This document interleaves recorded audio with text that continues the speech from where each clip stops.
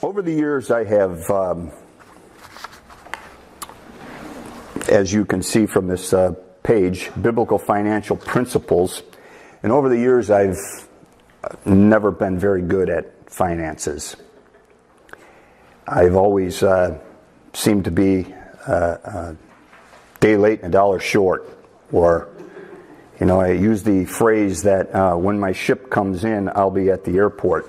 It's just the way things go. And I think God has laid out certain principles all through Proverbs, Ecclesiastes, in many areas. Even Paul speaks about a lot of things about finances, how to handle our money, what to do with it. And there's an important part of this, I think, is extremely eye-opening when we get to it. There was a guy that I read a book from. I don't believe he was a Christian. Certainly didn't look like it from the cover of the book. He looked like a hoodlum. His name was Larry Winget. And his book was titled, "People Are Idiots and I Can Prove It." And he had a little thing in there about things that he believes. Number 1, life is simple. 2, you create your life, the good and the bad. 3, love, service, and giving must be the motives of your life.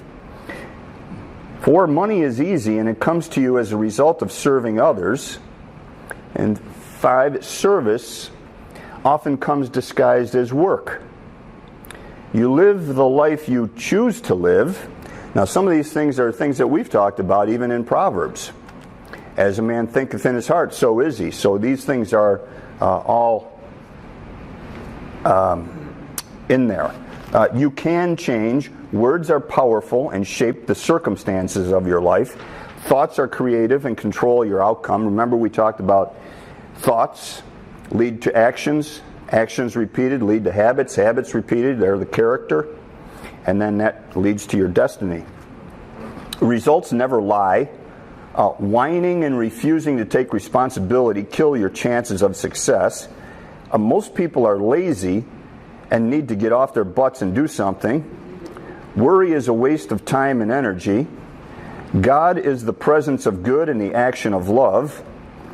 Fun should be a way of life and not something that you have from time to time.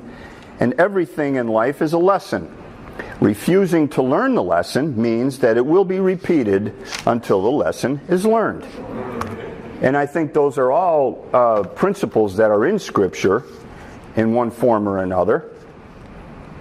And I thought it was very good. Now, when we come to some of the things in financial principles, if you look at your sheet, I just want to go over some of these. First, I'd like to say that when we talk about money, the term for it is currency. And currency is something that, if you take the word current in that, it's something that should flow. And you'll find out that the more people try to hoard and hold on to it, the more that it goes away. It's something that should come to us as a blessing from God, and we should use it to bless other people with it as God has blessed us. But we get into trouble a lot of times with how we handle it. So first of all, it says, foundation of the Good Sense Ministry, cultivate a steward's mindset. And there's a lot that Christ said about the steward, the unjust steward, and all these things in the story of the unjust steward. It was interesting because the unjust steward wasn't collecting the money properly. He wasn't using his master's money correctly, and he was going to lose his job. But he went out and he started to collect money from these people. And say, for example, they owed him $100. He wrote it down to what they could pay. Say they could only pay $50, so he wrote it off and say it was paid in full. So the parable goes on to tell this unjust steward that he had done something that his master would have wanted him to do. Be gracious to those that owed a debt. But first of all, God owns everything. God created everything. And secondly, God owns everything. In Haggai, it says here, silver is mine and gold is mine, declares the Lord Almighty. Every animal of the forest is mine, and the cattle of 1,000 hills. The earth and the fullness thereof belong to the Lord, and all those who live therein or within. In Psalms, there's a couple of statements right there. Flowing out of the fact that God created and owns everything is a logical conclusion that whatever we possess is not really ours, but it belongs to God, and we are simply entrusted with our possessions. Therefore, we are trustees and not owners. We're stewards of the things that God actually owns. Although 1 Corinthians 4, quoted above, does not directly refer to material possessions, the counsel is applicable to this aspect of life as well. So there we are. We're trustees. And a trustee is a person who is put in charge as a manager, and they must be faithful. And it's 1 Corinthians 4. Paul wrote that. And here's a question now. You say, talk about your job. Would you, knowing how you are, would you put you in charge of something at work? And that's a question. Would you trust yourself to handle something? Or would you look at your life and say, you know what, I really don't handle things very well at where I work. Do I work as unto the Lord? Do I grumble and complain about the way things are going there? Or is it something that everything that's put in my charge I handle properly? So these are the ideas behind that. Next, we can't serve two masters. You know, Christ talked about this in the Sermon on the Mount, Matthew 6:24. I'm going to read it from the King James.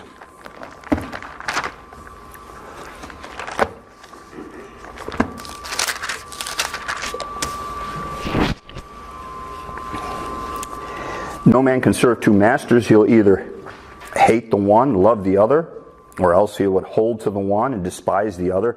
You cannot serve God and money. Verse 25, therefore I say to you, take no thought for your life, what you shall eat or drink, or what you shall, nor yet for your body, what you shall put on, what your clothing is. Is not your life, or the life, more than meat, and the body more than clothing? Behold the fowls of the air, they do not sow, nor do they reap, nor gather into barns, and yet your heavenly Father feeds them. Are you not much better than they? And there's other areas where Christ says, are you not more valuable than sparrows? And yet when a sparrow falls to the ground, your heavenly Father knows these things. So a lot of this, being a trustee, has to do with what? Faith. Do I have faith that my master, the one I serve, is actually going to provide for me? And in response, am I serving him properly? So we can't serve two masters, and we have to use our resources wisely. The master replied, well done, good and faithful servant. You have been faithful in a few things. I will put you in charge of many things. Come and share in your master's happiness. And that's certainly something that all of us want to hear one day from God. Well done, good and faithful servant. But you know, Paul also said in 2 Corinthians 13,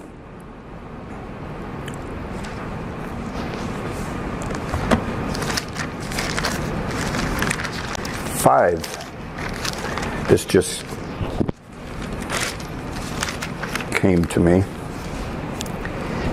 Examine yourselves whether you be in the faith. Prove your own selves. Know you not yourselves how that Christ is in you, except you be reprobates? In other words, it says, be trying yourselves whether you're in the faith. Be putting yourselves to the test. Or do you not recognize yourselves? And that's something that we need to do. We look in the mirror, what do we see? Are we just looking to clean ourselves up physically or spiritually as well? So we have to use our resources wisely. And there's that word again, good and faithful. So this whole idea of being a trustee or someone being able to trust in you is putting their faith in you. Pursue biblical and financial knowledge. And there's a couple of verses here from Proverbs, because we've been going over Proverbs. Buy the truth, do not sell it. Get wisdom, discipline, and understanding. And then plans fail for lack of counsel, but with many advisors they succeed. And that's the idea. A lot of times we jump into some kind of a financial deal. We don't seek wise counsel. We don't even pray about it. We just go on our emotions or whatever seems right to us at that time, and we get ourselves into trouble. So we do have to seek wise counsel. Measurable goals and realistic plans. Commit to the Lord whatever you do, and your plans will succeed. Now here's another statement I've heard a long time ago. It's a very simple. If you fail to plan, then you plan to fail. It's just the way it is. These are things where the rubber meets the road, so to speak.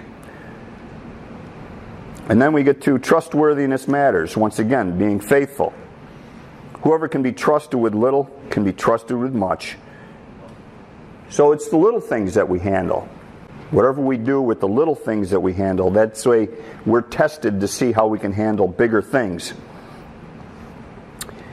If you've not been trustworthy in handling worldly wealth, who will trust you with the true riches? And what are those? Things that are in the heavenlies. Eternal riches. And if you have not been trustworthy with someone else's property, and if we all have a job somewhere, we certainly are responsible for that. I remember my mother used to say her father would say to her all the time, "You shouldn't even take a pencil from where you work." And that was the kind of mindset that they had years ago. Today, it's totally different. There are things that go on where I work that are just unbelievable at times, and I don't know how places can stay in business. So that's part of that. Now, earning. The diligent earner, one who produces with diligence and purpose and is content and grateful for what he has. And contentment is a very big thing. God established work while Adam and Eve were yet in the garden. Remember what he told them. They were there to dress and keep the garden. And what it really was like was a priesthood for them. Adam was set up as a priest over this, to dress and to keep, to protect and to preserve. That's what he was doing, to worship. So, be diligent, serve God. Whatever you do, work at it with all your heart and work as unto the Lord. Now, Paul wrote that in Colossians.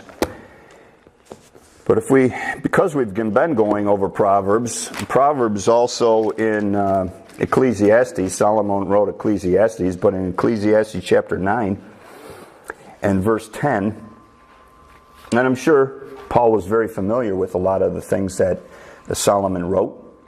It says, "Whatever your hand finds to do, do it with your might, for there is no work, nor device, nor knowledge, nor wisdom in the grave where you are going."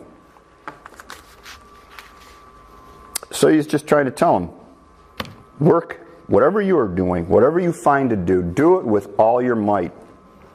And that's why we say, work as unto the Lord. Provide for ourselves and those that are dependent upon us. 1 Timothy 5:8, Paul mentions this, that if we don't take care of those of our own household, we've denied what we believe. We're worse than unbelievers. And then be grateful. Remember from whom income really comes. Remember the Lord your God in Deuteronomy. For it is He who gives you the ability to produce wealth. God is the one that actually fashioned our bodies so that we have the ability to go out and think and reason and plan and work with our hands, producing those things which are good. And the idea of being grateful. You know, I've said this before. I've never met a grateful person that was miserable. And when you take the word miserable, what's the first word in there? Miser. So you've never met a grateful person that was unhappy or miserable. You've never met an ungrateful person either that was a happy person. It just doesn't equate.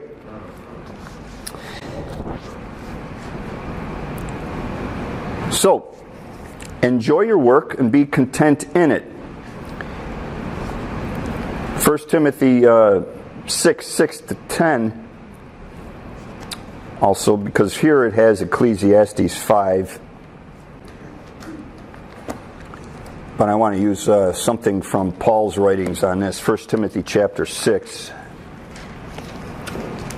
And you could read Ecclesiastes, but in verse 6, but godliness with contentment is great gain. So godliness, or fashioning yourself after God, letting the Holy Spirit work through you, and being content is great gain. And so it's the idea of you can't be grateful and unhappy at the same time. They work together, and that's what produces great gain. For we brought nothing into the world, and certainly we can carry nothing out. And having food and raiment, let us therewith be content. But they which will be rich fall into temptation and a snare, and into many foolish and hurtful lusts, which drown men in destruction and perdition. And verse 10, for the love of money is the root of all evil. That's the thing, that it's the love of money. Money itself is not evil, but to love it, to lust after it, to try and hoard it, to try and keep it for yourself, which is not something God chooses to bless us. We should be blessing others with it, not doing something that He would not want us to do. So it's the root of all evil, which while some coveted after, they have erred from the faith and pierced themselves through with many sorrows. And money can do that. Money can really, when you're obsessed about it, it can really pierce you through when things don't work out that way. And there was an individual that we had listened to recently. I don't espouse everything that the guy speaks about, but he said he doesn't care about money. He said, if God chooses to bless me, great. I'll accept it. I'm appreciative of it. But money is meaningless to me. And some people fashion their life after that. I don't agree totally with that concept, but it just gives you this idea that we should be putting our trust that God is going to be our provider. And then be transformed workers. Ephesians 6, verse 5-6. Also earn your potential and share your excess. Be generous, Ephesians 4:28, to others in need. And then giving is the next section. Giving. The generous giver is one who gives with an obedient will, a joyful attitude, and a compassionate heart. We are made to be givers. And why is that? Because we're created in the image of God, and God gave His only Son. And you think about that. I have 2 sons. Now, if I was to be asked to give one of my sons as a sacrifice, as an offering for all mankind, I would rather sacrifice myself than to say, and choose one of your sons that you're going to offer up. So this is the idea. We are made to be givers. God has never asked us to give our children in that way, but He certainly asks us to bless other people with what He's provided for us. And I hear a lot of times there's these, health wealth gospel, and it really frustrates me because the health wealth gospel makes this assumption that we should be receiving blessings from God, especially in our nation. When our nation is already blessed, these people that are proclaiming this, they're already blessed beyond what most people in this world have, and yet they think they're without. So, give as a response to God's goodness. Every good and perfect gift is from above, which is where it comes from. God makes sure He gives us. Therefore, we give out of gratefulness for what we have received. Give to focus on God as our source and security. Seek first His kingdom and His righteousness. All these things will be added to you. Give to help achieve economic justice. And then that's in 2 Corinthians 8. The whole chapter of 2 Corinthians 8 and 9 talks about this whole giving attitude. There was a time where we were at a church years ago, and they had asked for an offering, and they're talking about being a cheerful giver, and then they passed the plate around, and my two boys were very small at the time, and I asked them to put some money in the offering, and the one just started to cry that he was giving his money to some basket that was being passed, and I just looked and I said, hey, he's not a cheerful giver. But yeah, God wants us to be cheerful in our attitude towards what He's going to give to bless others. You know, that's what He told Abraham. I'll make you a blessing, and you will be a blessing. Well, Abraham was quite a wealthy man. If we are blessed with resources beyond our needs, it is not for the purpose of living more lavishly, but to bless others. And we really do have. Whatever we have, I'm sure we have enough. And it's not to take away from what we need, but it's also to realize everything God does provide for us. Give to break the hold of money. And this is important. Another reason to give is that doing so breaks the hold on money might otherwise have on us. While the Bible does not specifically say so, it is evident that persons who give freely and generously are not controlled by money, but have freedom. They have liberty. And what do we have in grace? We have liberty. And that's what we should be doing. We shouldn't be relying as much on our own abilities, but on the ability of God to take and do something with that. Now, there's also something that I've said before, and this applies to a lot of different areas. You cannot give away what you don't have. True. That's right. True. And that works with not just your finances, that works with everything. If you don't have love for other people, if you don't have love for yourself, because God loves you, you can't give that love away to other people. People see that. They see that you're not a very loving person. They will also see that you're not a very giving person. They'll also see that you're not a very friendly person. Proverbs says if you want to have friends, show yourself to be friendly. But if you're not a friendly person in the first place, that's something you have to start with. You cannot give away what you don't have. So it really does stem from looking in the mirror, taking care of number one first. And not to say that it's a selfish attitude, but it's an attitude that says, if I don't straighten out this, I can't take care of anyone else. And that's where our country is headed. And I can see the attitudes with finances in that. We're faced with a dilemma here where there are many politicians that want to help the world. But ourselves, we're into a situation now where we need to straighten out our own financial house, our own political mess, before we can actually help other people. So we can't give away what we don't have. Give joyfully, generously, in a timely manner.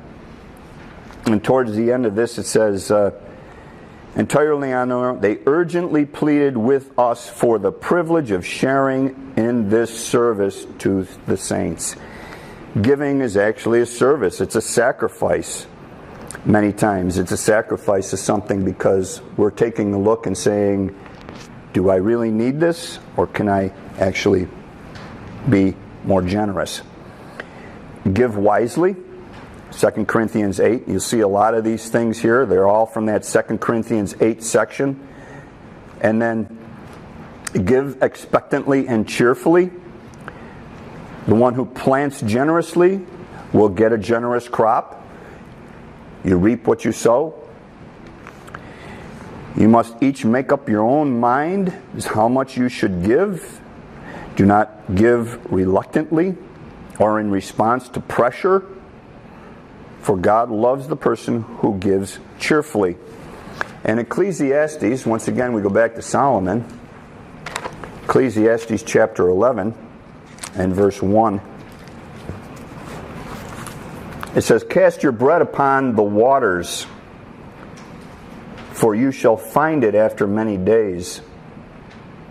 Give a portion to 7 and also to 8, for you don't know what evil shall be upon the earth."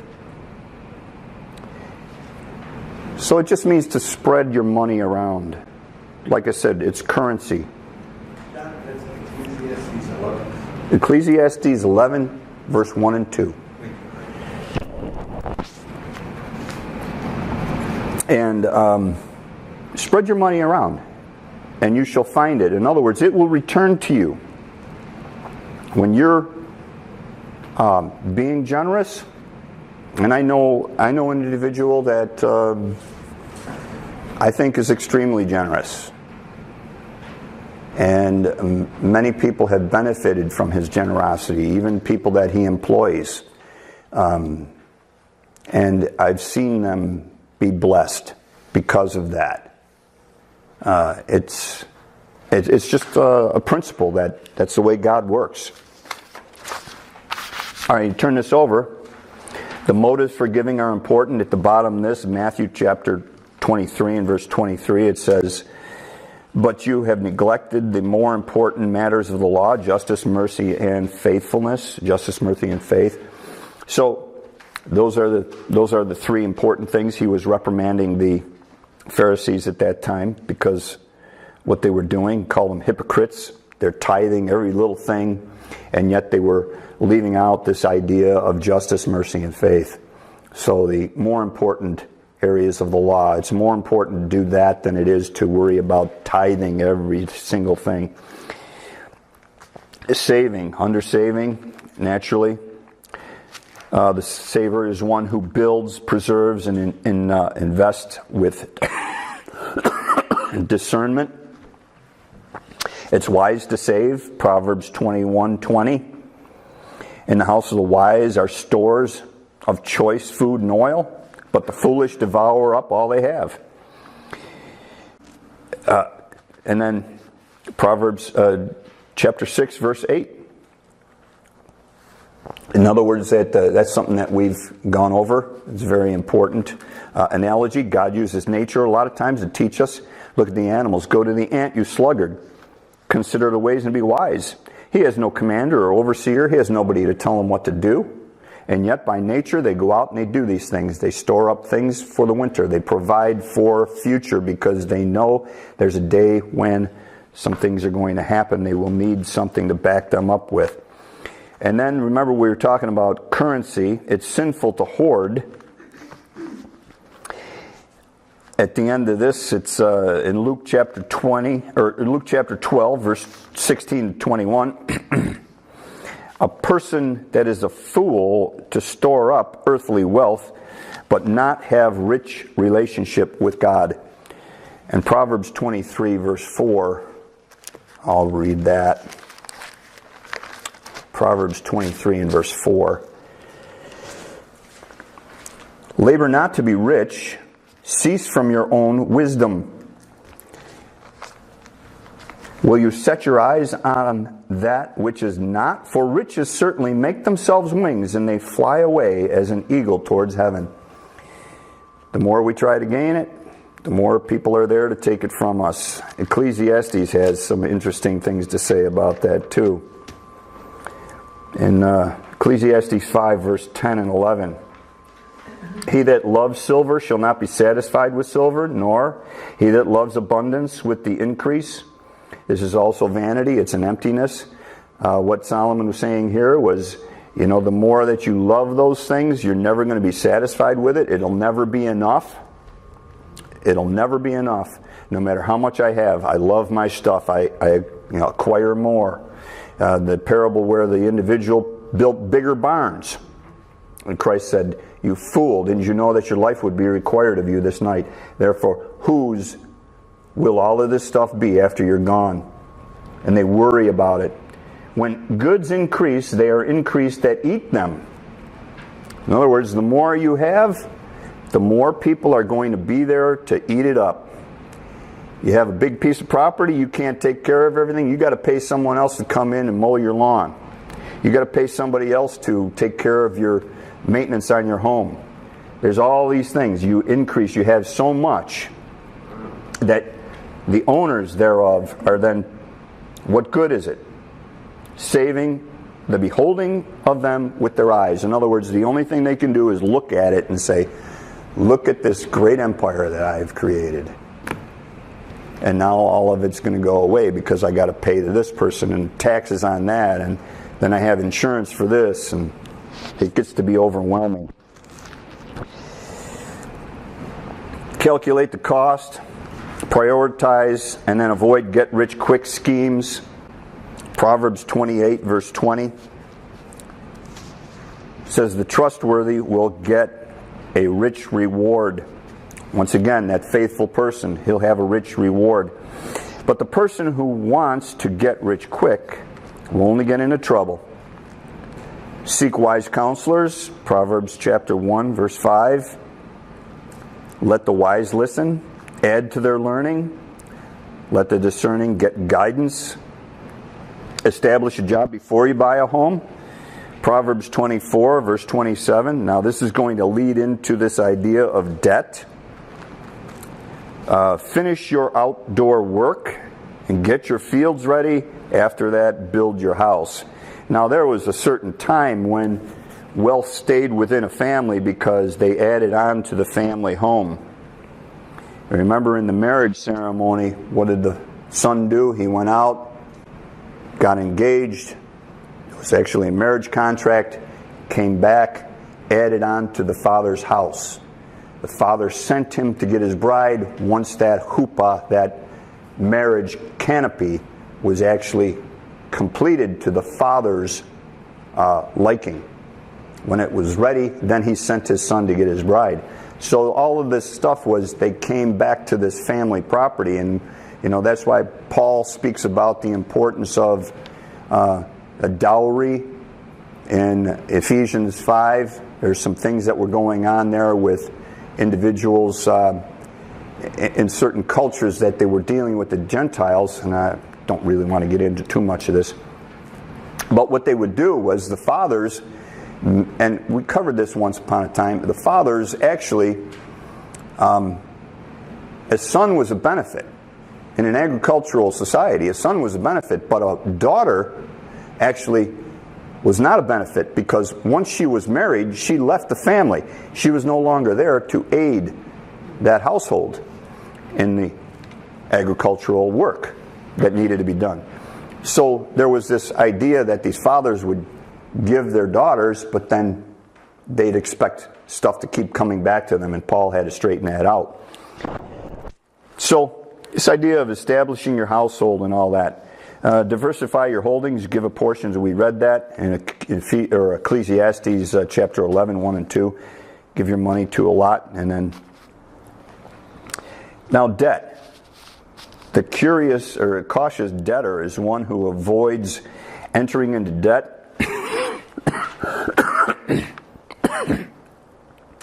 and is careful and strategic when incurring debt, and always repays debt.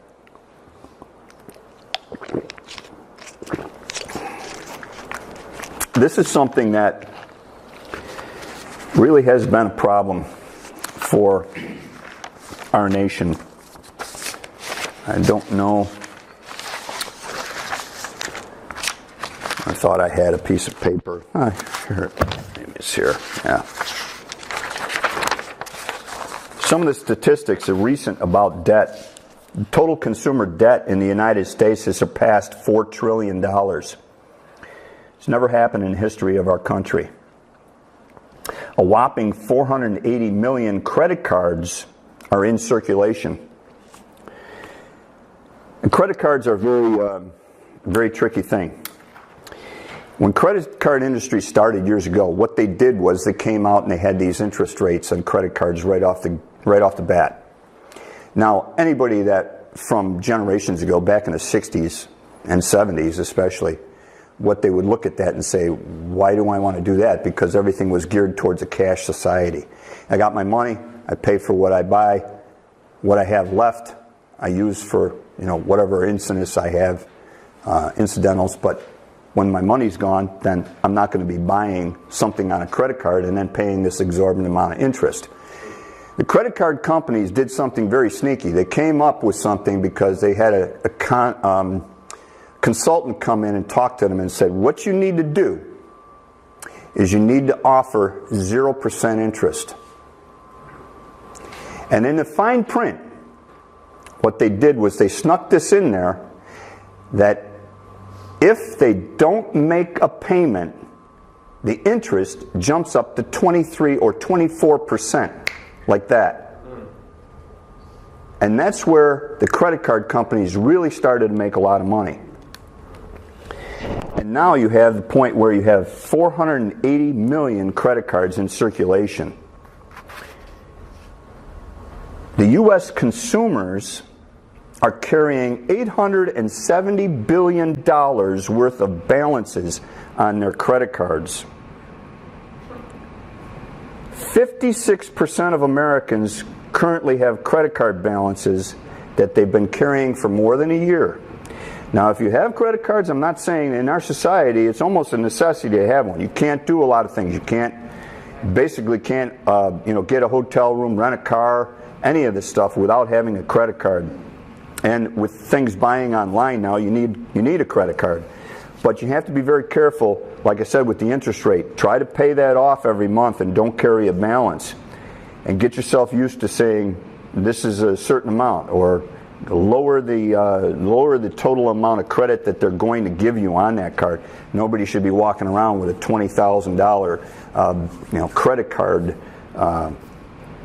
ability. The number of serious delinquent credit card accounts in the U.S. has shot up to 37 million. So they're seriously delinquent, which means they're more than 90 days delinquent and making even the minimum payment. Americans now owe a total of $1.3 trillion in auto loans. And then we can get into student loans and all of the other kind of things that the debt in our nation has just gone haywire. Millennials are now more than $1 trillion in debt. No generation has had more debt than that. The true size of the national debt, and here's where our nation is going with it, with the unfunded liabilities. The unfunded liabilities are those things that they owe in Social Security and Medicare for the foreseeable future. All the people that are going to be entering into Social Security, needing Medicare. We talk about the national debt being $22 trillion. With the added unfunded liabilities, it's over $220 trillion. So when Proverbs speaks about this idea of taking a good man gives an inheritance to his children's children. What are we as a nation leaving our children? We've heard this many times from the media. We're leaving them nothing but debt that they will never be able to get out of. So as a nation, we are really in a lot of trouble. God doesn't want us to be that, because here's what debt is. What did he say? You have free will. Choose this day whom you will serve. Now, we read about Matthew, and Christ talking about what? You can't serve two masters? Choose this day who you will serve. It's in Joshua. Even Moses said, set before you life and death, blessing and cursing. Choose. What is debt? Curse. It's not only a curse, It's a master. it's a master. You become a slave. And that's what Proverbs says. The borrower becomes a slave to the lender. And that's not what God wanted for His people when He brought them out of Egypt. What did they want to do? They wanted to go back. Why would you want to go back to slavery? He's given us freedom. We should not be doing things that are putting ourselves in debt. And down here, a little bit, it says in the middle, avoid the bondage of debt. Proverbs 22, the rich rule over the poor and the borrower is servant to the lender. Debt presumes on the future. Now listen and say, today or tomorrow we will do this or that, spend a year here or there, carry on business and make money. Why do you not even know what will happen tomorrow? What is your life? It is but a mist, a vapor, it's called. It appears for a little while and then it vanishes. In other words, don't make all these promises that you can't keep. There's an important principle too. When God brought them out of Egypt and established the law all through Leviticus, they had a sabbatical year every 7 years. They were supposed to let their land rest. Everything after the 50th year, the Jubilee, all of their debts were supposed to be released.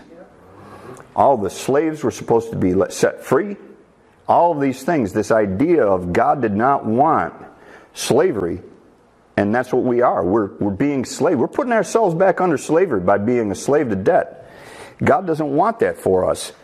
You lose your liberty when you do that. And I'm not trying to preach to people as if I'm perfect. Believe me, I've made some blunders in my life as far as debt is concerned that I'm still paying for. And it's too late. It's too bad you don't learn these things earlier. And that's why God has all of these things written in Proverbs, Ecclesiastes, all throughout His Word. Even Paul talks about all of this stuff. Owe no man anything except what? Love. To love. And like I said, you can't give away what you don't have. So we have to start learning that. Debt can deny God the opportunity to work in our lives and teach us valuable lessons.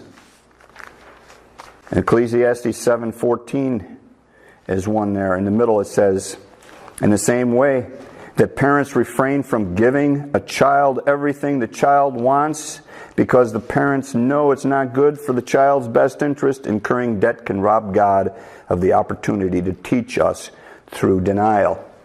Yes, sir? When you just said that, that reminded me of the children of Israel coming out of Egypt. For 400 years, they were like children, enslaved. I mean, they had like 3 hots and a cot, which Pharaoh That's right. provided.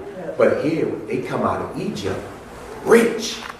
I mean, gold, silver, jewels, fine linen, clothing, and their freedom. But they had no idea what to do with it. That's right. So much that they wanted to go back. It's ridiculous. I mean, Egypt was, they were raped. I mean, God raped them blank poor. And they wanted to go back somewhere where they were, rich.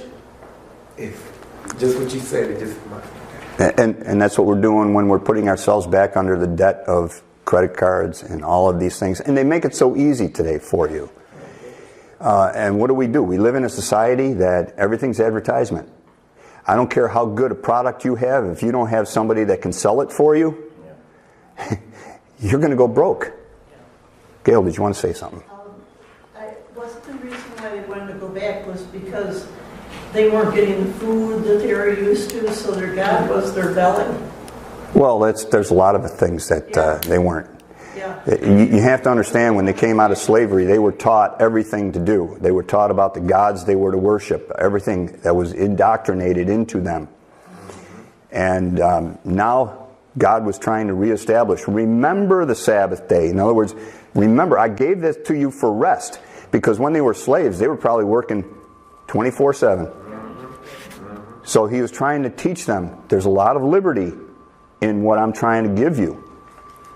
And I've even heard said, when they first came out, God was offering them grace. Yeah, they didn't want it.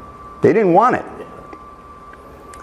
They didn't want it. And then, when it came to Mount Sinai, he gave them the law.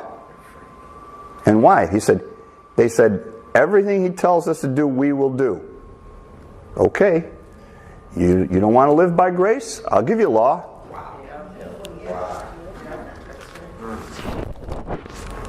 So, just a couple other points, because I've touched a lot on this and I'm running out of time. Debt can foster envy and greed. And greed is something. Used this before. What do? We buy things that we don't need with money we don't have to impress people we don't like. And then we can't afford to pay for it. Don't co-sign. Unless you're willing and have the finances to pay that debt, you shouldn't be co-signing for anybody. Amen. Well, even your kids. Yes. Especially your kids. Especially our kids. They should co-sign for us. They got more time on earth than we do. I live more than I'm going to live in the future. You co-sign for me, son. I like that. All right, debt can disrupt our spiritual growth. Sure, we just talked about that. God has given us liberty and freedom. What do? We want to go back under slavery, and it's going to interrupt your spiritual growth. And then spending. Naturally, when you talk about earning and spending, the prudent consumer is one who enjoys the fruits of their labor, yet guards against materialism. I wrote this down because I heard this one time. Every dollar that you will ever earn is currently in the hands of someone else, and your job is to find out through your talents, through your ability to earn, how I can get that money. Not by stealing it, naturally. By service. By service. Remember what Larry Wingett said in his book. Service often comes disguised as work. Seek moderation. This is important from Proverbs chapter 30, verse 8 to 9. Give me neither poverty nor riches, but give me only my daily bread. Otherwise, I may have too much and disown you and say, who is the Lord? Nebuchadnezzar attitude. This great empire that I have built. Or, second half of it, don't give me poverty, because if I become poor and steal and so dishonor the name of my God. Remember, I talked about this idea of not taking God's name in vain. It's not just talking about swearing, it's talking about misrepresenting God in a way that would bring a reproach upon His name, that bring some kind of dirt upon His character, because as Christians, He's given us His Spirit, which we are created in His image, first of all, but now certainly, as we carry that image of the Spirit of God in us, if we are not acting in a way that would be approved of God, then we are bringing a dishonor upon the family name. And that's the idea here. He's saying, I don't want to dishonor the name of my God. I don't want to misrepresent God. And then be content. Paul talked about in Philippians chapter 4. I know whatever state I find myself, I've learned to be content in that. A grateful person is always a content person. Godliness with contentment is great gain. We read that earlier. And then finally, just watch your budget. In Proverbs, it talks about that. Proverbs chapter 27, verse 23. Be sure you know the condition of your flocks, and give careful attention to your herds, for riches do not endure forever, and a crown is not secure for all generations. Some of these things do fade away. I am running out of time, but I just wanted to share this. My wife came up with this a while ago. I don't know where she got it. She used to tell her granddaughters this. You should share, save, and spend. Share some of your money, save some of your money, spend some. God's way is the way of give. And here's what man does. Here's the opposites. Number one, the idea is that we should give back to God what He already has given us. He owns it all anyhow. So number one, firstly, we give back to God. What does man do? They have fun and they spend all they have. Secondly, God says save for a rainy day. We should be taking some of our income after we've given back to God. We should be saving some for our future. IRAs, 401ks, some kind of investment for someday when you do retire. What does man do? They pay their bills. Thirdly, God says you pay your bills, and man's idea is they use credit for the rest of all their lust. Fourth, God says share your blessings with the less fortunate, and for man, there's nothing left to give back to God or share with others, because their idea is I spend everything I have to have fun. Secondly, I pay my bills that are due. Maybe I do that. Sometimes I don't. Thirdly, I use my credit card for anything that I now have run out of money because I've already went out to restaurants and bars and nightclubs and done everything I wanted to do. And then they have nothing left to either give back to God or share. God's idea is give back to God first, save for a rainy day, pay your bills, and then share with the less fortunate. So, that's a lot to cover.